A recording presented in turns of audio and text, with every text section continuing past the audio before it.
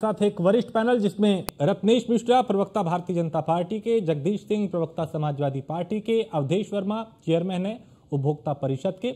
आप तीनों का बहुत स्वागत है। शुरुआत चूंकि लगातार इस मामले पर सियासत तो हो ही रही है, लेकिन रत्नेश जी, क्या वजह है कि आप बिजली कर्मचारियों को समझा नहीं पा रहे? निजीकरण का कभी आप भी विरोध किया करते थे, अब खुद बिजली विभाग का ये जो निजीकरण को लेकर सियासत हो रही है, क्यों भरोसे की कमी बिजली कर्मचारियों में नजर आ रही है?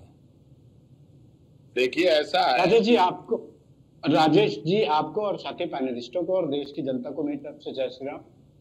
देखिए राजेश जी, सरकार ने एक प्रपोजल एक्सेप्ट किया है और कहीं ना कहीं आप अगर देखेंगे तो हमारी सरकार का लक्ष्य रहा है कि सर्विसेज का बड़ा ही प्लान्ड एग्जीक्यूशन हो और सर्विसेज की बहुत अच्छी रीच हो जनता तक, क्योंकि हमारी सरकार जो भी योजनाएं लाती है, जो भी कार्य करती है, वो जनता के हित में करती है। मैं आपको एक छोटा सा उदाहरण देता हूँ कि सरकारी जो बिजली विभाग के कर्मचारी हैं, आप गांव में लाइट अगर खराब हो जाती है तो उन लोग को आप फोन मिलाते रहिए, नहीं आते, जबकि वही सरकारी कर्मचारी निजी तौर पे जो संविदा पे रखे गए हैं वो कर्मचारी आते हैं और बिजली को ठीक करके जाते हैं। तो क्यों ना जो घाटा है, जो सरकार पे जो अतिरिक्त बोझ पड़ रहा है, कहीं ना कहीं सरकार ने ये नहीं कहा कि हम पूरे के पूरे बिजली विभाग को प्राइवेट करने जा रहे हैं।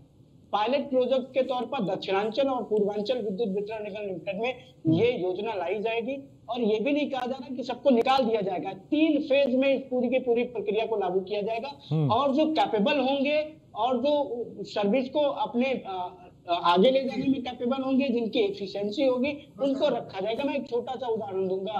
राजेश जी, आपका न्यूज चैनल है, आपके न्यूज चैनल में मान लीजिए कि जो पीसीआर की टीम है उसमें कुछ ऐसे लोग हैं जिनकी प्रोडक्टिविटी नहीं है, ठीक, तो क्या आप अनप्रोडक्टिव एम्प्लॉइज को अपनी कंपनी में रखेंगे? कहीं ना कहीं जो सोर्स ऑफ इनकम है वो जनता से ही आ रहा है और कहीं ना कहीं जनता को सही चीजें, क्योंकि बहुत सारे ऐसे प्रदेश है जहां पर बिजली जब नियामक संस्थाओं को जब निजी हाथों को सौंपा गया है तो वहां पर सप्लाई व्यवस्था सही हुई है, टाइम ऑफ सप्लाई बढ़ा है, कई सारी चीजें बिंदु निकल कर आए हैं। ये पायलट प्रोजेक्ट के तौर पे लाया जा रहा है। बिल्कुल हमारी सरकार किसी भी व्यक्ति के साथ कोई अन्याय नहीं होने देगी, चाहे वो हमारे बिजली विभाग के संविदा कर्मी हो, चाहे वो एग्जीक्यूटिव इंजीनियर हो, चाहे वो अन्य क्या कहते हैं बिजली विभाग के कर्मचारी हो, सबके हितों को ध्यान में रखकर ही लागू किया जाए।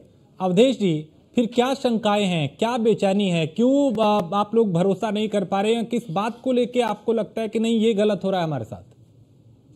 देखिए, जहां तक सवाल है मैं आपको स्पष्ट कर दूं, निजीकरण किसी भी प्रकार से उत्तर प्रदेश में जो ये कह रहे हैं, हमने तो आज नहीं लगभग 25 साल से मैं देख रहा हूँ। आप ये इन्होंने कहा कि उड़ीसा का मॉडल यहाँ लागू करूंगा। हमने कहा भाई उड़ीसा का मॉडल आपने देखा है क्या?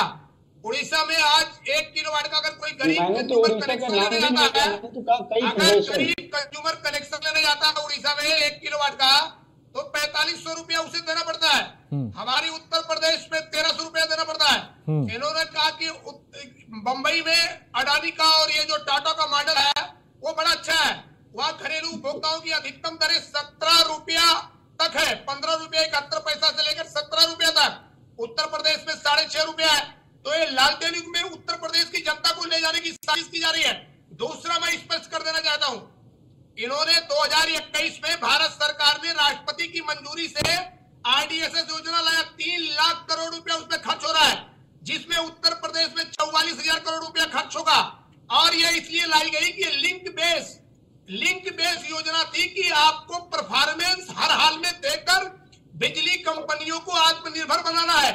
जब केंद्र सरकार ने 2021 में पूरे देश के लिए 3 लाख करोड़ की योजना लाए, जिसमें 44,000 करोड़ की योजना उत्तर प्रदेश में लागू हो गई, बड़े बड़े निजी घरानों को टेंडर दे दिया गया, उसके लिए मॉनिटरिंग कमेटी बन गई, तो इसका मतलब कि सुधार के लिए सरकार ने कदम लिया। अब पूरे बिजली विभाग को सुधार करके 44,000 करोड़ खर्च करके टाटा, अडानी, बिरला और नोएडा पावर कंपनी को क्यों आप देना चाहेंगे? जब आपने सुधार के लिए करोड़ों रुपया खर्च कर दिया, तो करोड़ों खर्च करके कोई अपना क्यों दूसरी को बेचना चाहेगा? दूसरी चीज मैं स्पष्ट कर देना चाहता हूँ, आपको शायद पता नहीं होगा, दिल्ली में आज प्राइवेट सेक्टर के लोग काम कर रहे हैं, वहाँ 7% पेंशन सरचार्ज देना पड़ता है उपभोक्ताओं को। 7% दिल्ली में पेंशन सरचार्ज उपभोक्ता भर रहे हैं जब से निजी घराने आए। बिजली दर कितनी बढ़ेगी उस पर 7% तो देना ही देना है, ये दिल्ली का। अगर यूपी में 42 जनपदों का निजीकरण हो गया तो खाली हमें पेंशन सरचार्ज के रूप में 15% बिजली दर में हर साल महीने देना पड़ेगा। तो इससे प्रदेश की जनता को लालटेनिंग पे ले जाने की साजिश की जा रही ना, तो लालटेनिंग पे ले जाने देगी इतनी आसानी से। इन्होंने ग्रांट थॉर्नटन कंपनी को यहाँ पे ट्रांजैक्शन एडवाइजर जो है जिसका मसौदा तैयार करने के लिए दिया, उस पर अमेरिका रेगुलेटर ने $40,000 की पेनाल्टी लगाई। हमने इनके सामने रखा कि ये तो पेनाल्टी लगी है अमेरिका में, इसको छिपा के इसने टेंडर ले लिया। इन्होंने कहा आपके पास क्या कागज है, हमने इनको कागज दिया। कागज करने के बाद जब उसको नोटिस जारी किया तो मामला सिद्ध हो गया कि ग्रांट थॉर्नटन कंपनी जो निजीकरण का मसौदा तैयार कर रहा है वो दागी है और वो दोषी है। जब उस पर कार्रवाई करने की बात आई तो लोग बगले झांकने लग गए। तो सवाल यह उठता है कि भ्रष्टाचार होगा निजीकरण के नाम पे? बिल्कुल नहीं होगा।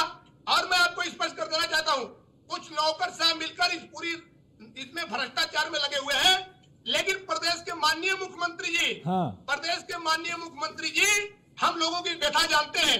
इसीलिए जब पहले इन्होंने प्रयास किया तो हम ही लोगों की डिमांड पर जब इनका हमने खुलासा कर दिया तो प्रदेश के मुख्यमंत्री जी ने कैबिनेट में उस प्रस्ताव को ले जाने की मंजूरी नहीं दी।